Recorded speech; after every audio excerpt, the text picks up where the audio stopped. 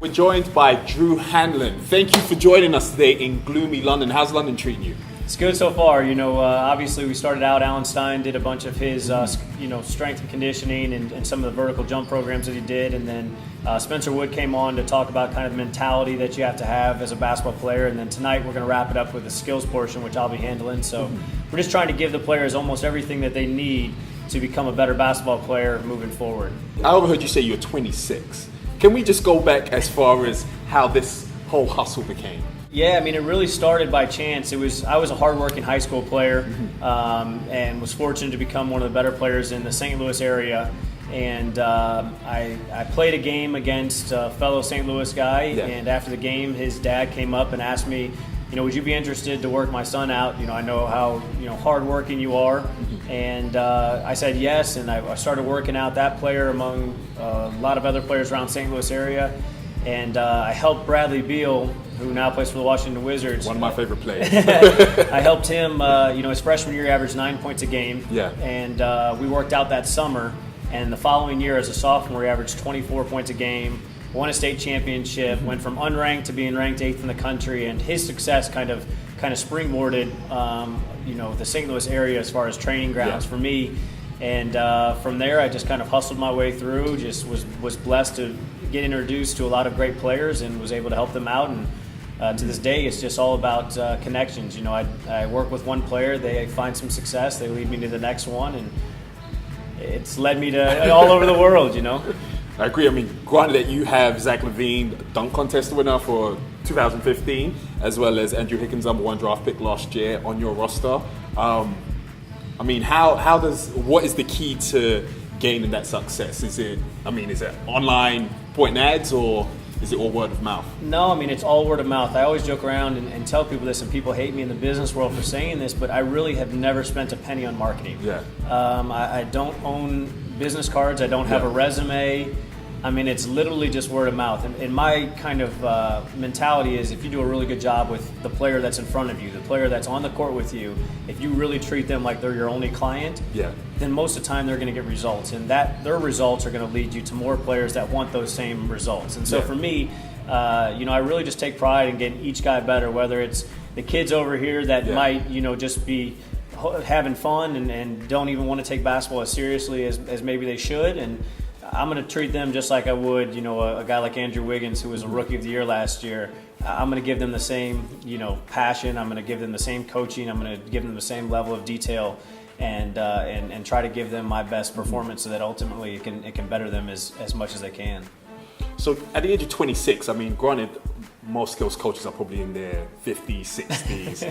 What do you think makes you different, considering all the technology we have nowadays from the older skills coaches? Yeah, I think the biggest thing that my age does is it actually helps me connect with players. I played college basketball. I stopped playing college basketball in 2012, so I'm just being removed as being a player. And so a lot of times when I'm connecting, I've got guys like Dwight Howard or David Lee or Jameer Nelson. They're older than I am, and I grew up watching them. I told Jameer Nelson the story, when I first started working with him, that I remember filling out NCAA tournament brackets, picking his team, to advance, and I said, that was me as a little kid, like looking up to you, and now I'm here criticizing you and critiquing you and trying to help you improve. So for me, I mean, I think that me being young, I'm able to connect with them. I know that, the lingos that they like to use. I also know what they think is, a good workout, and really I can challenge them mentally, physically, and emotionally while keeping them engaged. So many times, the older coaches, they might get bored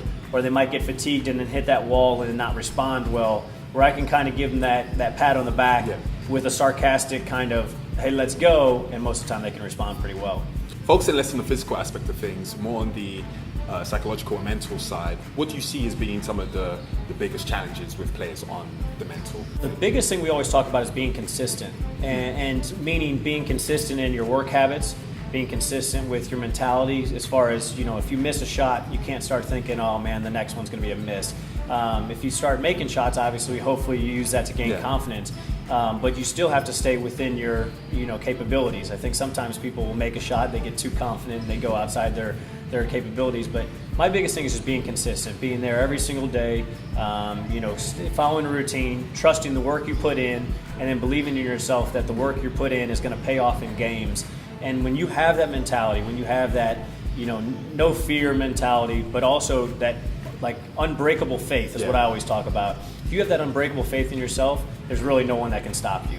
And if you look at the upper level guys, the guys that have kind of mastered that, all of those guys believe themselves to the full ability, but also they know that their best kind of opponent is their mentality. Yeah. And so if you see guys start missing shots, they know the only reason they're missing, it's not because the defense has changed, because the defense is always going to contest a shot.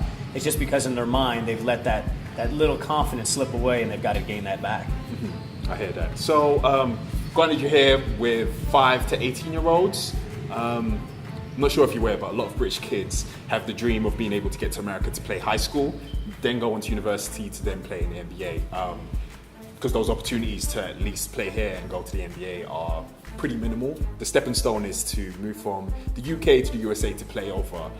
With some of the guys that you see play here, what do you think they should what do you think they should do on a daily basis to continue their growth in potentially getting over to the States? I think that's actually the goal of this kind of camp, is to kind of provide them with all the necessary, things that they need to be able to do on a daily basis. I talked about being consistent, and I think that that's the biggest thing that I look at when I look at United States versus over here, is that in the U.S. people take training so much more seriously, and there's tons of trainers all over the country.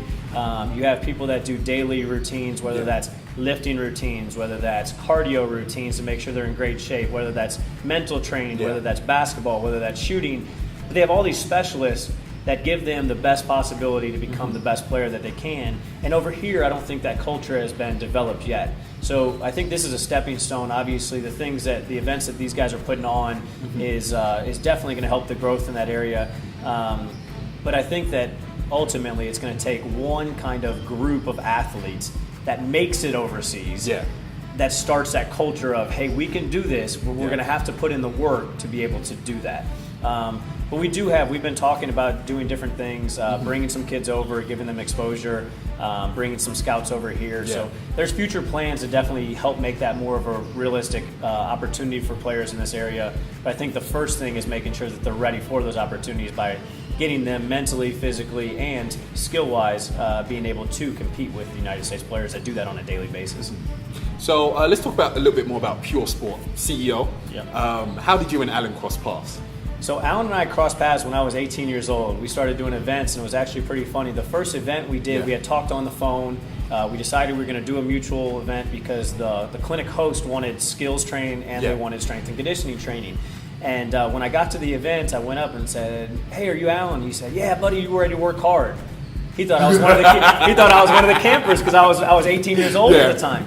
And we were working with high school players, so literally some of the high school players were 17 and 18, and I was 18 training some of them. So I was literally training some of the players I played against, which is funny. So that's how we started. It just started off on a kicking matter and a joking matter, and then from there, after the clinic, it went really well. And we said, hey, is this something we could do kind of all over the United States? Is this something we could kind of package together? You get the SEAL component, you get the athleticism component, because that's what players need. They need more than just one element. And so we started doing them all around kind of the Midwest, then started expanding, and then we've been fortunate to do them overseas. I've done South Africa. We did the Belgium clinic last year together. We've done tons of different places, but it's amazing how something that one dinner conversation, one event, we kind of brainstormed and decided that we'd be a good team together, and now we spend a lot of time on the road together and have kind of packaged this thing to make it the most well-rounded event that we can possibly give the players. Summertime, most important time for any athlete, if it's their off season. What does Andrew Wiggins or Zach LaVine's daily workout in the summer look like with you? So I always tell people that I live in a perfect world, meaning that these guys don't have to worry about school. They don't have to worry about jobs or chores or whatever. Their full-time job is to play basketball.